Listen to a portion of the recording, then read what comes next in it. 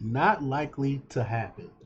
Jonathan Turley pours cold water on Letitia James's plans to seize Trump's assets, and I hope he's right. He's a lawyer. He's a scholar. He knows these things. So hopefully Jonathan Turley is right, because it doesn't seem right. It doesn't seem legal what Letitia James is doing to Trump. You would think they would give him some time to come up with a $500 million, right? Well, we're gonna talk a little bit about that. But before we get started, go ahead and hit that like button, share this out so we can get this information out there. Subscribe if you're not already a subscriber, and hit that alarm bell so you know when I'm putting out new stuff. Also, check out my link tree in the description. It has a link to my Patreon. That's where I talk about things I can't talk about here. There's also a link to my Instagram and my merch store. Also, check out jjthepsychotherapist.com for news as well. All right, let's talk about this news. Now, this comes from the Liberty Daily by way of the Daily Caller by Harold Hutchinson. And he tweeted out that George Washington University law professor Jonathan Turley said Friday that former President Donald Trump was not likely to see his property seized by Democratic Attorney General Letitia James of New York.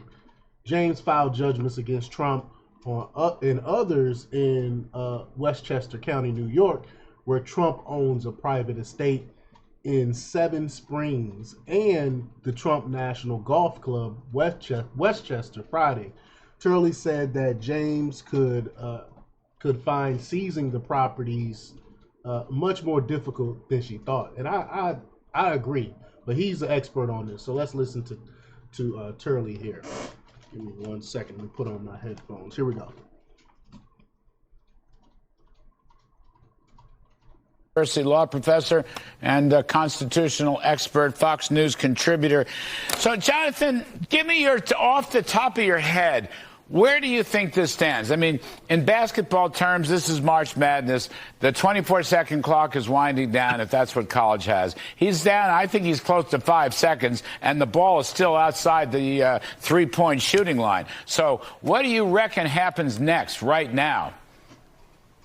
Well, it's hard to gauge because of that posting by the former president. That's going to take some pressure off of the Court of Appeals because they're going to be aware that he's saying that he may have the cash. And so it'll be interesting how that dynamic plays out with the court. This is a lot of money to be able to get his hands on, even for someone who's a billionaire. The question still remains for the Court of Appeals, the underlying decision, and possibly this bond issue. In my view, the penalty that was handed down is absurd. I mean, I don't know anyone that can make sense out of the figure that this judge came up with. He might as well have just said $1 trillion. Absurd? That's an understatement. I mean, who has that type of money? It's wrong what they're doing. Everyone knows this is lawfare. This is not democratic, and this is just wrong. And everyone, if you look at what's happening objectively, you can see that this is wrong. And by making it a big number, he made it likely that Trump would have to sell some of his real estate. Because you can't use real estate to float a bond of this size. Now, that may have been avoided, but I think that all of the drama going up to the appellate review has got to help Trump to some extent. I think that even people that don't like Trump did not like what they were seeing here. There are very few people that could come up with this amount of cash in this short of time. And if he hadn't, and maybe he still won't, it could put his appeal in danger. So the judge could set a figure so high that unless he sold the property he's trying to protect, he can't get anyone to review the decision.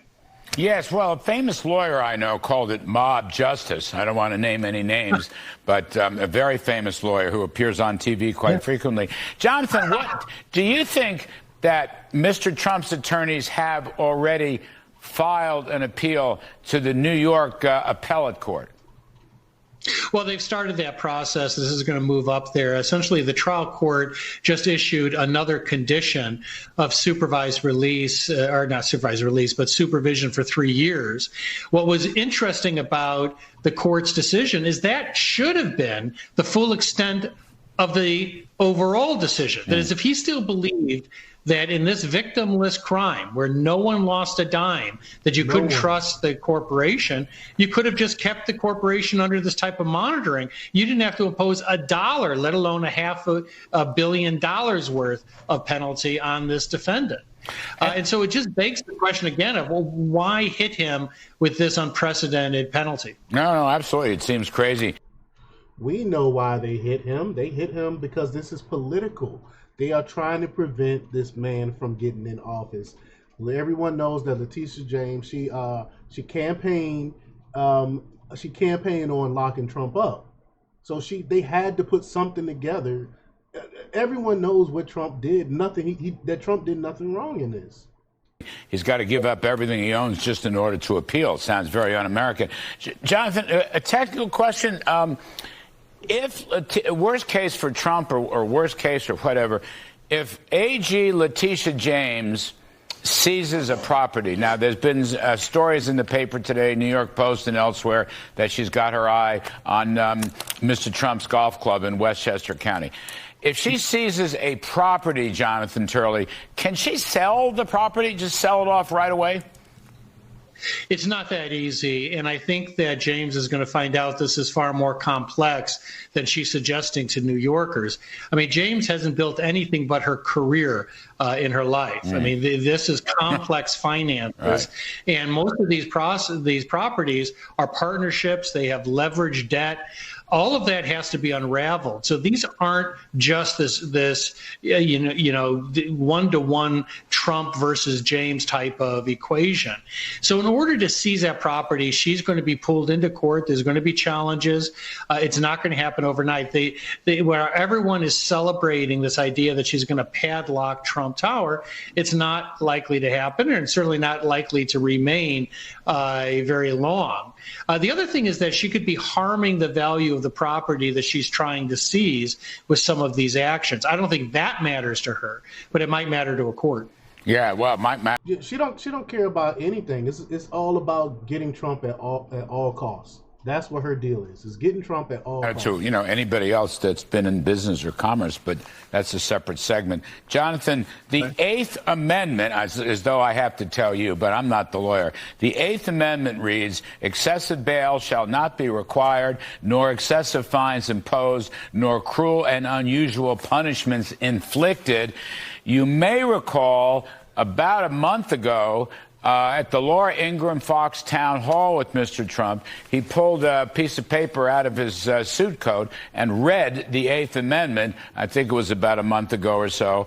I must confess, I've been texting him about the Eighth Amendment, and he sent me back this article from an outlet called the Los Angeles Daily News, written by a woman named Susan Shelley. Anyway, the story was Ruth Bader Ginsburg. You may know this, maybe you teach. Ruth Bader Ginsburg used the Eighth Amendment to stop a much smaller case in Indiana. Samuel Alito assisted her, and she said that the Eighth Amendment goes all the way back to the Magna Carta, which I just love because I used that as a throwaway in one of these segments the other day. That was 1250 AD, and I know she was right because I was there.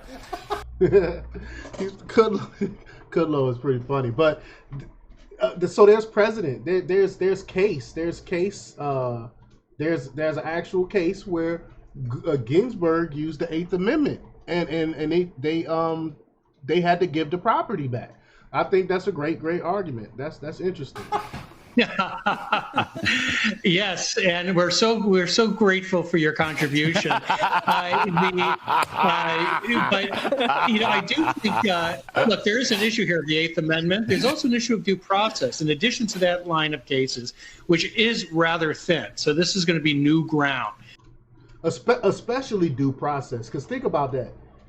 They want him to come up with this in how long? The judgment just went down, and they expect this man to come up with $500 million. Come on. Where's due process in that? For the courts to deal with. So this is sort of unsettled. But there's also the due process question. The Supreme Court has on rare occasions stepped into state cases and said, this is such a sort of over-the-top damage figure that it violates due process. Now, that one of those cases involving BMW involved punitive damages, where the ratio was over 1 to 10 by a considerable margin. So it was well over what they usually deal with.